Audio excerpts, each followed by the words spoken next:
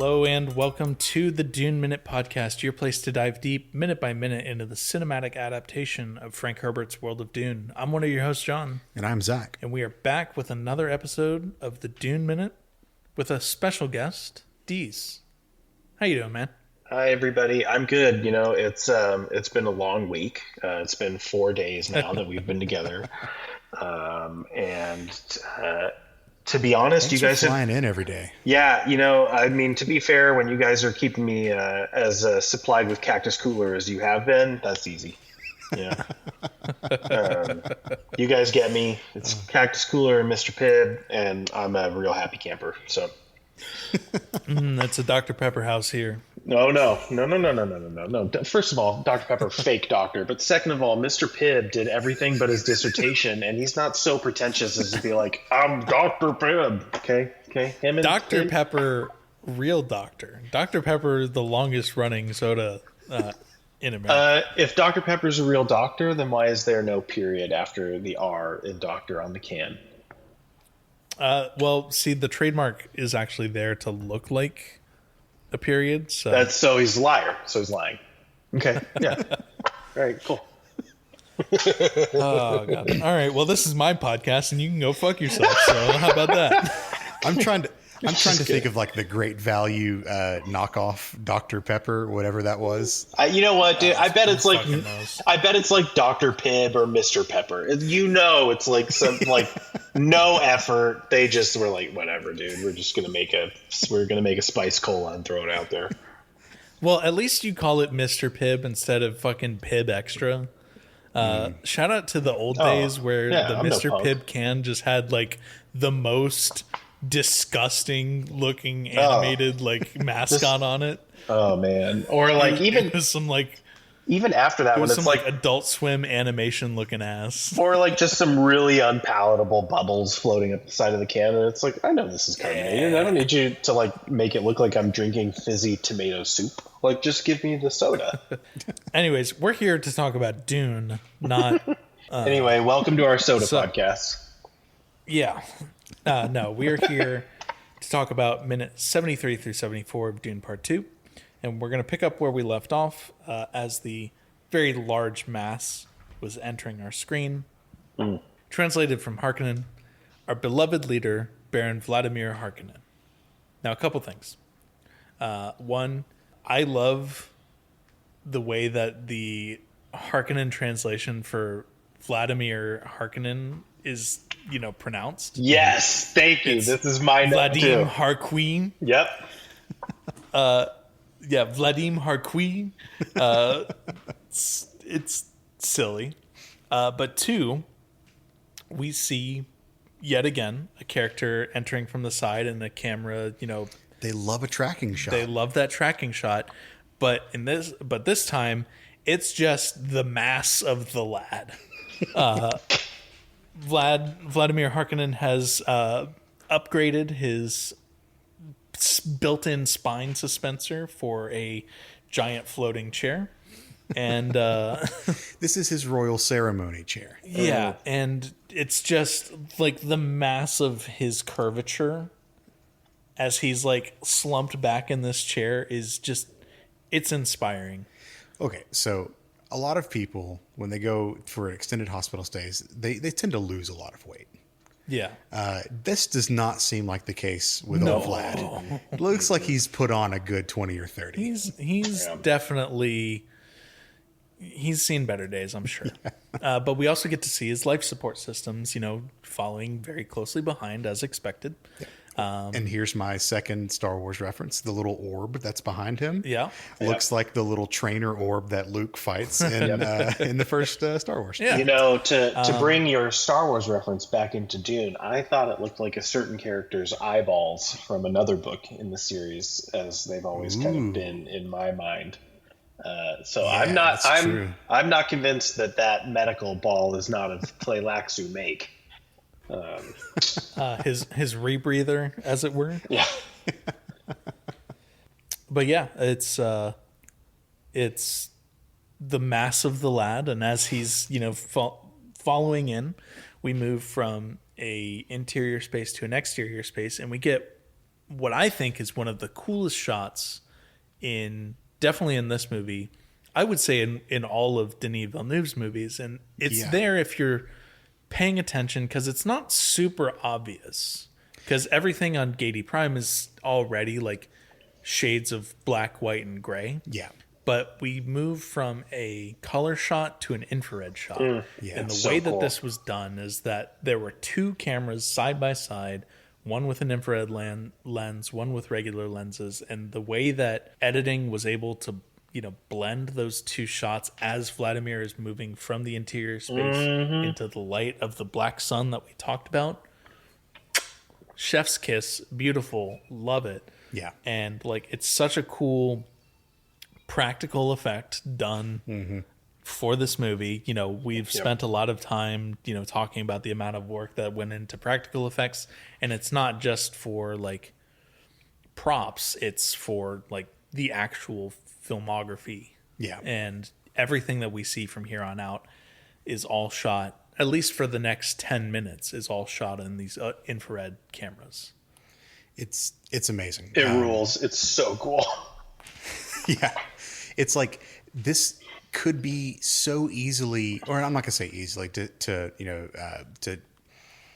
degrade the work that would need to go into this, but like this could be achieved by CGI and digital effects. Well, it could just be achieved by turning the saturation bar all the way down in Final Cut or whatever they're editing these movies in.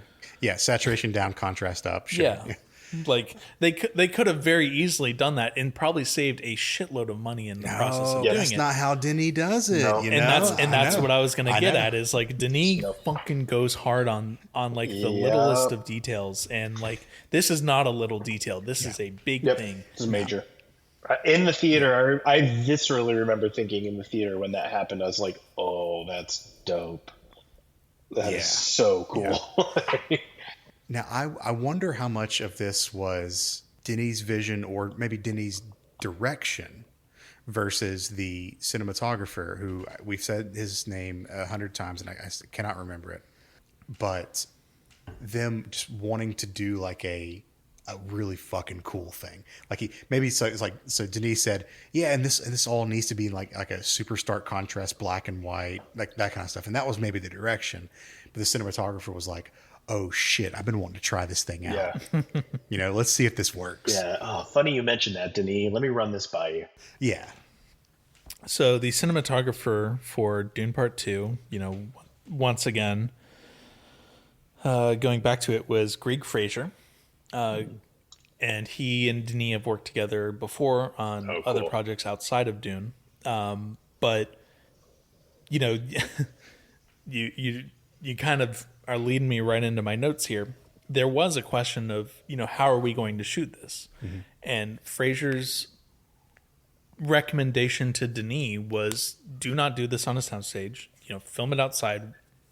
As we've talked about before, the more practical they can get with their lighting, the better it's going to be for everyone. Yeah. Especially from the VFX side, because unsurprisingly, this is a very large VFX lift for this movie. Sure. All of the smaller sets that we have in this scene, in the next, part that we're going to be talking about here pretty shortly, and everything we're going to be talking about for the next 2 weeks or week and some change, is all done outside in the sun to help, have as natural lighting as possible. The set that Vladimir's, giant chair is on, the set was built outside so they could get like actual lighting and everything, because they wanted to replicate that midday, gladiator game as much as they possibly could have. Sure. But yeah, they did all of this shooting and everything outside to be, as accurate as possible to like actual lighting conditions and everything. So like the amount of detail and, lengths that they go to in these situations, super impressive, and I love that shit. But we're not done with Vladimir just yet.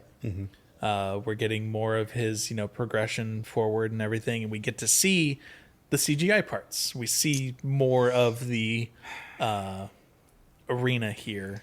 And John, here's where I have a beef. Well, hold on. I'm gonna pause your beefs here for a second. I'll hold the beef. Because as we have come to see, we have a rule about translations on screen. So let me get through that. All right, fine. More translation. His presence today, watching over a spectacle of blood and honor, marks the holy birthday of our beloved Na Baron Fade Rautha. And we get to see a bunch of Harkonnen civilians in this arena. There are 10,000 of them, according to Art and Soul. Yeah. That's a shitload of people. Sure. I mean, that's a football stadium. Yeah. Probably less than a football stadium, actually, because like some football stadiums are like 14 to like 20,000. Our nice Mercedes-Benz stadium here in Atlanta can hold up to 74 or 75, I think. Fucking way. Yeah. 75,000 people. Yeah. Holy shit. I think the Los Angeles Memorial Coliseum used to hold, I want to say it was like 92,000. And then they redid some of the sections and it actually went down. All right, well, I guess this is a tiny fucking spit of sand then. Fuck me. It's an intimate setting for a very brutal sport. Either way, it's 10,000 people. You can't get blood spatter on you if the stadium seats 100,000 people. You're going to be too far away. You get 10,000, at least there's a chance. Everybody's in the splash zone, all right? Yeah, you got to be in the splash zone. Got to be in the splash zone. Now, we get to see them do this super cool chant together, and it's not as cool as doing the wave, but it's a pretty sick dance that they have choreographed. Well, okay, this is and where now my I'm beef. going to let your beeves. Let me drop this beef. Oh, man. Now I have two beefs. Okay. All right. Now, a lot of times movies will do this thing where they record like a section, like a small like square of people. You know, it's going to be the same 100 or 150 people, and they're just going to digitally copy and paste them into the stands to fill out. They got 10,000 people to all shave themselves completely naked and like be super pale and bald. Well, that's what I would have expected of this movie. But this looks like they had 50 people and they did that. Yeah. Like, I understand like having to do the whole copy and paste thing for a large stadium audiences, but like mix it up a little bit. Like do a couple of takes to where that's not going to be the exact same motions. And I understand it's a choreographed move they're going to do, but when you get that many people in together, you're not going to have people 7 seats away from each other doing the exact same motions at the exact same time. I don't know. They seem to sync up pretty quickly. Not in the wide shots. I think the wide shots are better, but it's just one sweeping shot that looks really bad. Yeah, I agree. I felt like this is one of the few times where I'm like, that's not great. I felt like it looks like, I don't know if you've ever seen like the art installations where it's like chrome tags on hooks and you let the wind move around them. It looks like water. It's a cool effect. But like here, I was like, this feels a little. I'm thinking of the San Francisco airport when you mentioned that. That is exactly where I am also thinking of. Yeah, when you. All right, cool. Yeah, I was like, that is a very specific art Yep. installation that I know. At hashtag SFO, shout out Bart. And A lot of good memories on Bart. And so there's part of me that like feels like that. There's another part of me though that feels like them doing that. This looks kind of like just a like throbbing blob of humanity rather than an assembly of individuals. And in that sense, it feels very on brand for Harkonnens in general, like in Gady Prime, also by extension. So I mean, on that part, like I'm like, that kind of works for me, even though like when I'm looking at it, like just in general, I'm like, this is fine, I guess. Like, I felt like there's a little bit of give and take. Now, I have to say, my new beef that was just introduced is I hate the wave, and you can say that I don't like fun, and that's fine if you want to say that. But I outright refuse to participate in the wave. If I am at a sporting event and they start doing the wave, I am going to sit through it when it comes by me. And everyone else can deal with that. I'm going to sit there with my arms crossed and I'm going to pout and I'm going to be a fucking fun sucker out of the whole situation. That's me. That's me, baby. I'll stand up all three. I'll stand up 3 times for all of us. I am the singularity sucking all the amusement out of that section, and I don't care. I'm not standing up for the wave. It's dumb. Sit down. I'm trying to watch the game.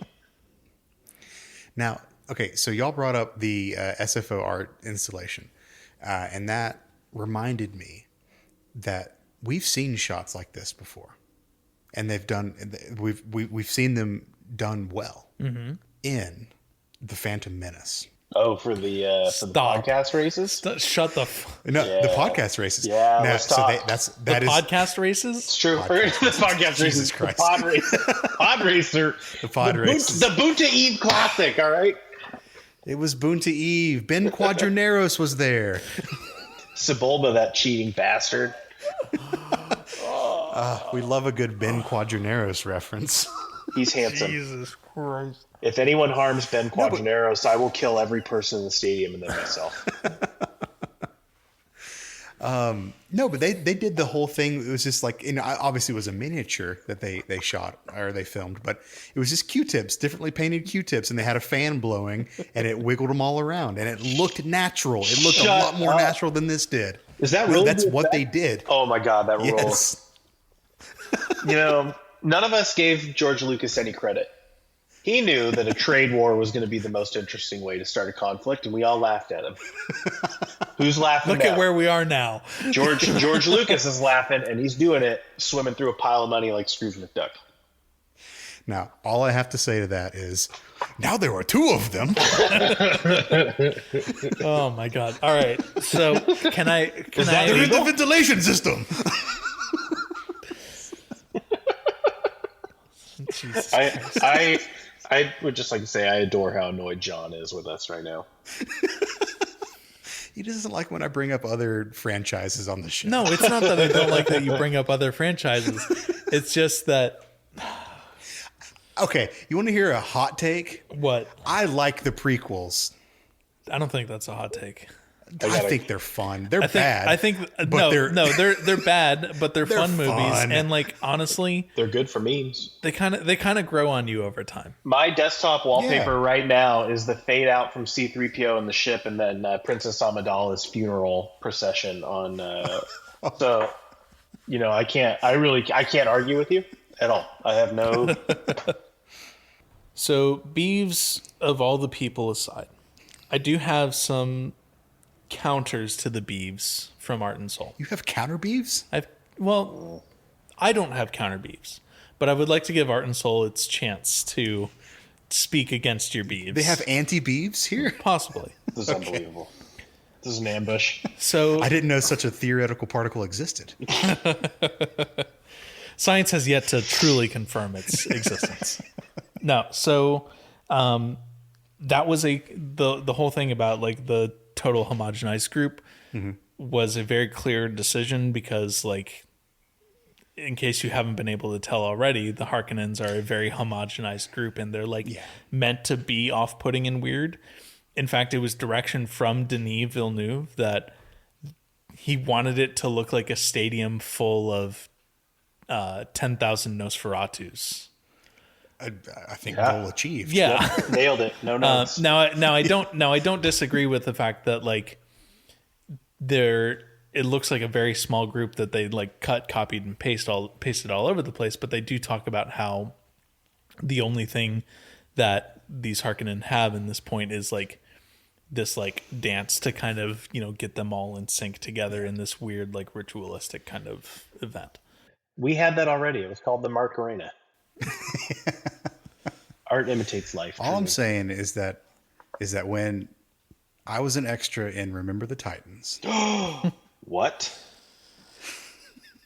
they filmed that at my high school. You were an extra in the What? fact that you were probably like sitting in the bleachers, but Absolutely I there was no yes. camera on you. No, it certainly passed over me very quickly. I'm gonna You find cannot see me, but I was there. I'm gonna find you. If you can find a 4K Blu-ray, you might be able to see a 7-year-old Zach or whatever in the stands. But I was there, and they filled every seat. I'm saying of my 500-person stadium. Yeah, it's a high school fucking That sounds about right. Yeah. football stadium. Like I think that's a little easier to fill than a giant triangular like coliseum. Yeah, I'm pretty sure they just made multiple passes and stitched them together to make it look like it was bigger. It's not Turner Field. I mean, if we're gonna just be honest here. Yeah. That's true. Well, rest in peace. But we're done with our, well, we're not done with the wave because it's still going on, or the dance, or whatever we're going to call it.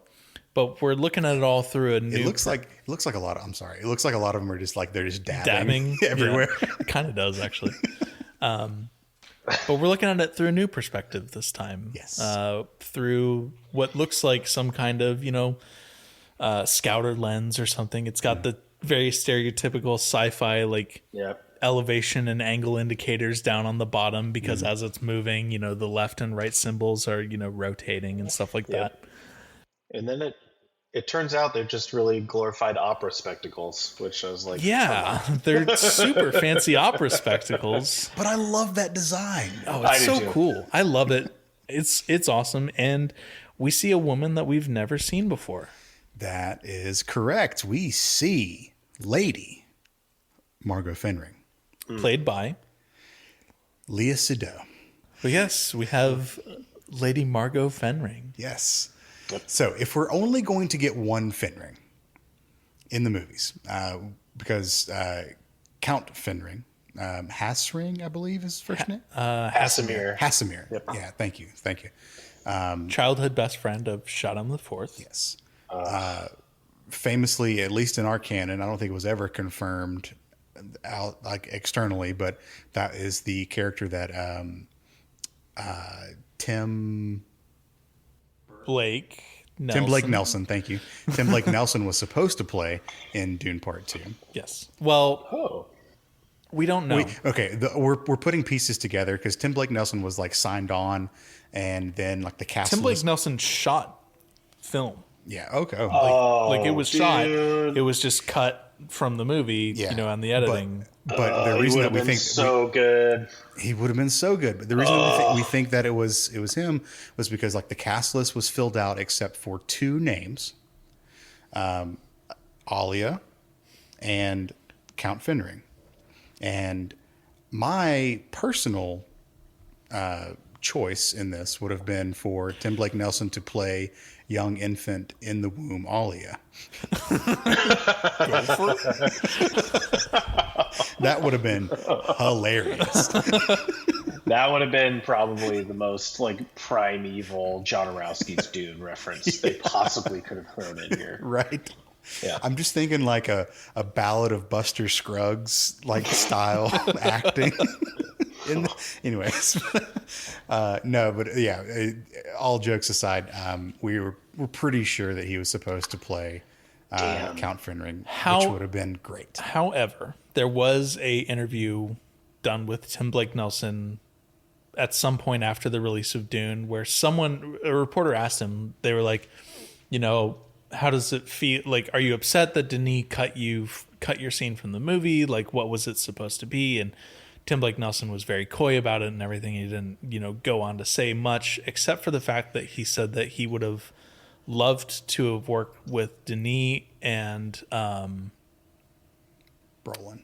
Yeah, Josh Brolin again. Oh, yeah. And so far as I know, he's never been beside Brolin in anything else. So it would have been a scene with him and Gurney, and I don't think Fenring interacts with Gurney Halleck at all. Not in the books, he doesn't. As far as I remember. There's no conversation. They don't talk to each other, but they would have been in the same room at the well, spoiler alert. They would have been in the same room at the final duel. Possibly. There's a lot cut out. But they don't talk to each other. I mean, Stephen McKinley Henderson was very famously edited out of that last scene too. So like, yeah. So I don't know. I think he would have been Fenring had they kept him in, and the age lines up for him to be childhood best friends with Shaddam the Fourth as well. So he would have fucking knocked it out of the park. Oh God, yeah, dude. That's one of the omissions from this movie that I'm very upset they didn't keep in because, man, the failed Kwisatz Haderach and It's the such whole a- thing with the Fenrings having their own like way of communicating with each other and everything, and like doing the stuff that they do is so fucking cool, and just like to not have it sucks Yep. a lot. Yeah, especially because it gives Paul one of the very few characters I think who has any insight into what he's going through. Yeah. And like especially like in the book, I think the books allude to that, where they're like he's kind of looking at Paul and sees like Paul looks at him, I think, and it's almost like he feels pity for him because he knows like what it cost him to be that. And I think too, like I think that's part of also why he steps in ultimately in Paul's defense, like, and tells the emperor, like, I'm not going to do that. Like, and also for the sake of our friendship, I will forget that you struck me. Yeah. Oh, yes. Which is that. I mean, that could have usurped the we don't hope, we plan line. Oh God, yeah, dude. Whew. Yeah. Oh, can you imagine that argument at home afterwards? They're driving home from the final duel, and like Margot is just looking at him like, I cannot believe you killed the emperor of the known universe. And he's like, what was I supposed to do? I don't think Margot would have questioned him. I doubt it. I feel like they had a pretty, all things considered, I feel like their relationship was good for as far as Dune relationships go. As far as Dune relationships, where fine. where you become pregnant out of your marriage, but you're also married to a eunuch, so it doesn't really matter anyways. But trying to become the Kwisatz Haderach made him eunuch, so yeah. So I mean, we mourn the loss. We mourn the loss of Count Casimir Fenring, but we do get his wife, which we'll have to settle for because she does a fucking good job. You say settle, yeah, she crushes it. As if Margot Fenring is a character that like is disappointing. Yeah. No. It's called an understatement, John. Absolutely not. But we get to see Leah Seydoux as Margot Fenring, but she's not named quite yet. Not yet. And our minute ends with some Bene Gesserit sisters appearing in the same, starting to enter these box seats that, Margot is in. And they walk by. She kind of turns to look, and our minute ends right there. Do we get to see their dresses change? Or is that the next minute? We do get to see their dresses change. Okay. So yes, as they're walking into the box, their dresses change from black to white, which I thought was such a cool thing that we got to see in the movie. Mm-hmm. It is, and again, a practical effect. Yeah, because of the side-by-side camera rig and everything that they had there. Now, I don't know the specifics on this, but I remember reading a story about there has to be very specific fabrics that were used in the movie, like for the costumes for that color change. For that color change to happen. And I think it was the Baron's costume was not that originally, and it didn't quite work. Yeah. So they had to, but they had to go back it. and reshoot with the large muumuu that Vladimir wears.